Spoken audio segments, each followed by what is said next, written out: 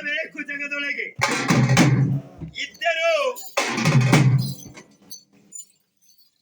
ಹಂದಿಯಂತಿರಬೇಕೇ ಹೊರತು ನಮ್ಮ ನಂದೀಶ್ವರನಂತಾಗಲು ಸಾಧ್ಯವಿಲ್ಲ. ಹರಹರ ಇಂತಪ್ಪ ಹೊರಗರು ವೀರಭದ್ರೇಶ್ವರ ಭದ್ರಕಾಳಿ ವಿನಾಯಕನ ವಿಸರ್ಜನೆ ಮಹೋತ್ಸವನ್ನ ಹರ ಹರ ಮಹಾದೇವ ದೇವ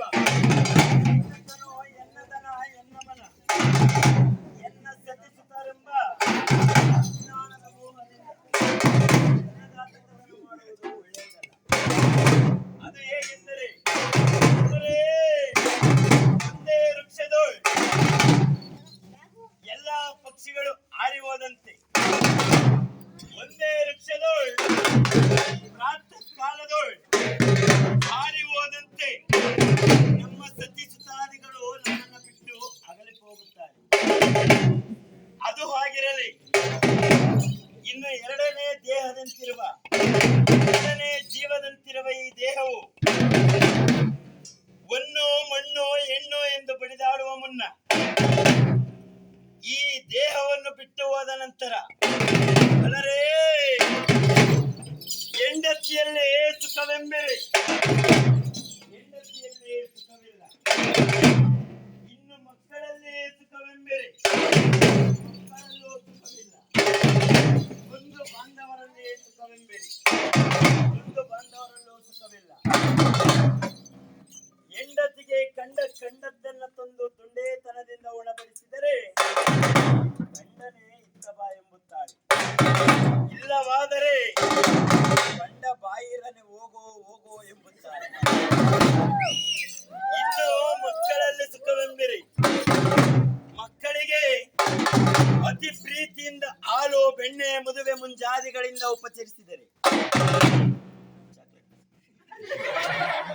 ಹಾಲು ಬೆಣ್ಣೆ ಮದುವೆ ಮುಂಜಾದಿಗಳಿಂದ ಉಪಚರಿಸಿದರೆ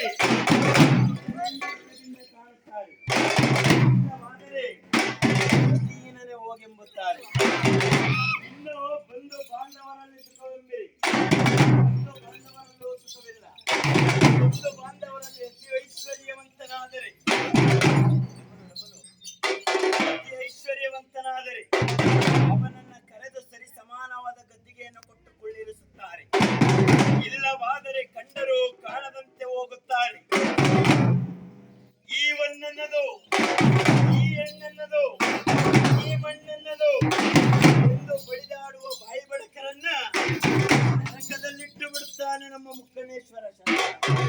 ಹರಹರ ಇಂತಪ್ಪ ಯಾವ ಹೊರಗರು ವೀರಭದ್ರೇಶ್ವರ ಭದ್ರಕಾಳಿಯನ್ನ ಆದ್ಯ ವೈಭವಗಳ ಸಮೇತವಾಗಿ ಹರ ಹರ ಮಹಾದೇವ ದೇವ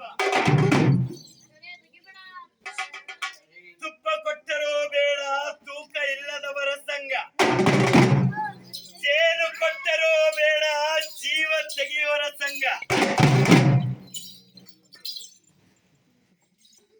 ಚಿನ್ನ ಕೊಟ್ಟರೂ ಬೇಡ ಕನ್ನ ಹಾಕುವವರ ಸಂಘ, ಅನ್ನ ಕೊಟ್ಟರೂ ಬೇಡ ಅಂಗಿಸುವವರ ಸಂಘ, ಜ್ಞಾನವಿದ್ದರೂ ಬೇಡ ಜೀವ ತೆಗೆಯುವವರ ಸಂಘ.